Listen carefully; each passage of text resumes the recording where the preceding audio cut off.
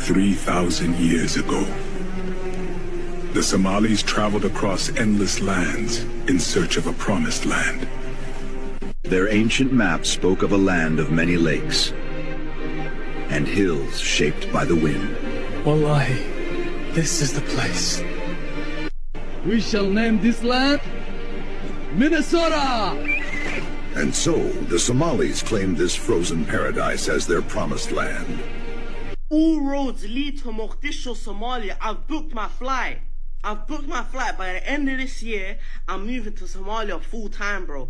The West does not want us here anymore, so it's cool, we're cutting. You man are saying all roads lead to Rome. I'm saying all roads lead to Somalia, bro. I'm gonna start up a new life there. I don't know who I'm gonna meet. I might meet some criminals on the run, but that's live. I'm trying to meet some drill rappers. I'm trying to meet a few people out there. I'm not only gonna be going to Mogadishu. Obviously, the whole country is non-extradition treaty, innit? Even though I can't, like, why am I saying that? Because I'm not even a criminal. But bro, do you get what I'm saying? I'm tired of London. I'm tired of Northwest London. I'm tired of this whole city, bro. All roads lead to Rome. Bar now, all roads are leading to Mogadishu, Somalia, bro. I'm moving. I'm gone. Muslim country. We're going to rebuild our country from the ground up. And I'm going to be the first one to do it, bro. Let's go. End of this year, it's to Somalia. Here we go. I can't wait. Bro, I don't know the language, but I'm going to learn it. We're live at the Minneapolis airport where federal agents are deporting 9. This is a problem. I think worldwide in every country, they're focused and targeted on Somalians. And I think that's a serious problem. I think the problem begins when you come to each country, and you're supposed to come to each country and assimilate quietly, you know, not to expose yourself. And I think what these people have done is that they have exposed themselves in terms of how loud they are, how arrogant they are, how boisterous they are, and in a land that's not theirs. Then they come here and they're young people talking about, oh, America's stolen land and we deserve to be here. No, you don't. You know, no, you don't. You don't deserve to be in the country. The country has given you opportunity to work, to get certain benefits that even Americans don't even have. And this is a problem. You've got these benefits and you're boisterous about them. You're arrogant about them. You know, we deserve to be in this land. America has given us free opportunities, free food, and a number of other things that just doesn't make sense for people to ridiculously and boisterously and redundantly to say these things over and over again. This is a problem. Let's watch the rest of the video and we'll go from there. 90 Somalis to Mogadishu. The flight meal will include bananas and rice. So apparently Sweden has made a deal with Somalia to give them $10 million US. In exchange, Somalia will have to accept all the Somali nationals that Sweden don't want. Now, and I can't even lie to you guys. This is a mad side hustle for the Somali government. I wouldn't be surprised if the people that send them back were the Somalis that don't pass the ball, bro, honestly. Because even though Sweden got it's like they be still struggling at the World Cup. So obviously you got to send them back and bring the new ones in. And if they don't pass the ball, you repeat the process. It's quite simple, I can't lie. They don't care about soccer. They don't care about the cup. Sweden doesn't care. Sweden is setting up deportation centers in their airports to get rid of people, and specifically Somalians and Muslims. So, you know, they don't care about the Swedish Cup or volleyball. They're looking at the disturbance and the conflict that Somalians are doing, the conflict that they're doing in each country. This is a serious problem. When you come to a country and that country is giving you certain benefits that their own citizens don't have, you have to be appreciative of those benefits. And these people, quite frankly, are not appreciative of those benefits. And this is an ongoing problem. أنا معهم ملنا دبي أنت لودو باسبوركي ولا قاطي وعلي ساوك جرا انتو قفوا embassy لزعل كورو إلاك بغض لسؤال عند علي. I don't want to be here no more. I'm so tired of being here, this place. This is where I'm living.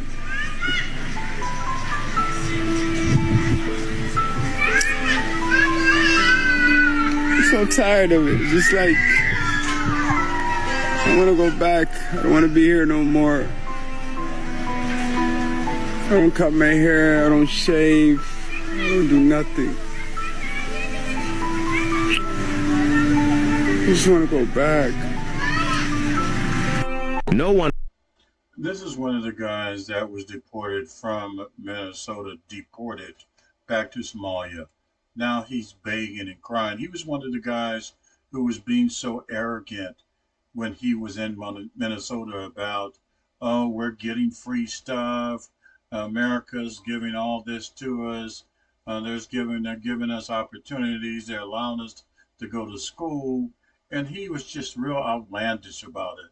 You know, just ridiculously outlandish about it. And this is a serious problem with these people. And now he's back in Mogadishu and crying his eyes out that they took away his passport and deported him back to Mogadishu or Somalia. You know, to me, it doesn't make a whole lot of sense. It really doesn't. And it says something about the mindset of these people who are out there spewing these ridiculous things and being so arrogant. The country that gave them opportunity to even come there. I don't know about this one. I don't know about these people. Realized that less than 48 hours after Ilhan Omar publicly condemned the United States, the Trump camp swiftly took action, putting her in an embarrassing position. First, the White House publicly responded to Omar, stating she should return to Somalia and mocking her admission of fleeing the chaos there, pointing out that she not only harbored resentment towards the U.S. for granting her asylum, but also publicly denigrated the country that welcomed her. This ungrateful behavior was utterly despicable. Second, Tom Emmer firmly demanded an ethics investigation into Omar and publicly called for her resignation and accountability for her inappropriate remarks. Next, J.D. Vance vehemently attacked Omar, calling her comments morbid and a huge insult to every American, a complete betrayal of her duties and integrity as a member of Congress. Meanwhile, Trump accused Omar of using her actions to divert public attention from the $18 billion Minnesota fraud case, and he would focus his investigation on whether Omar's campaign funds and skyrocketing net worth were related to the illicit proceeds of that fraud network. What do you think about this? So Ilhan Omar claims U.S. is turning into one of the worst countries in the world. Quite frankly, I'm fine with putting on our one-way flight back to Somalia. You don't like it here? You think it's so bad? You have a dictator as a president who, by the way, loves freedom and loves the Constitution, loves democracy, and he's protecting it every single day. She can just go back to Somalia. Question. Don't forget her brother. They're particularly. Oh, they can go together. Now, this is a problem. The problem is she comes in and she says, Omar says, United States is one of the worst countries, are becoming one of the worst countries in the world. Wrong thing to say when you don't have a leg to stand on. And now they're opening an investigation on a number of the concerns that they have about her, including her marriage to her brother. That's one. The other one is the stolen monies of 3,000, what is it? 28,000 billion, 28 billion pesos, or 8 billion pesos, excuse me. This is a serious problem. You can't come to a country and say, oh, because you think you have freedom of speech in regards to the First Amendment. No, you don't have that kind of freedom of speech. You feel that you're American, but you're really not an American at heart. You're really not, especially to spew out these kind of remarks that she is, she's a citizen and they can't do anything about her. Well, guess what? They're about to do a lot about her, and tied to government fraud and tied to immigration fraud and a number of other things. They believe that she spearheaded all this theft of the American government and the American taxpayer. And this is an ongoing problem. And I think this is just the beginning of it. You know, the chickens are coming home to roost. And in terms of the Somalian people, they needed to come here, be quiet about America, and just throwing all this crazy information about America, not only white America, but black America.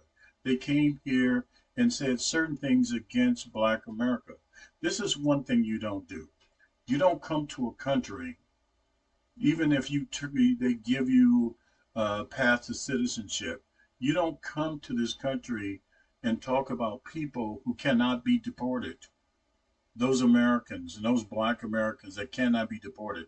That's one big mistake you made. And then talk about the American government and the way she's been talking about the American government. All we can say as Americans that's been here from day one, all we can say to them is good luck.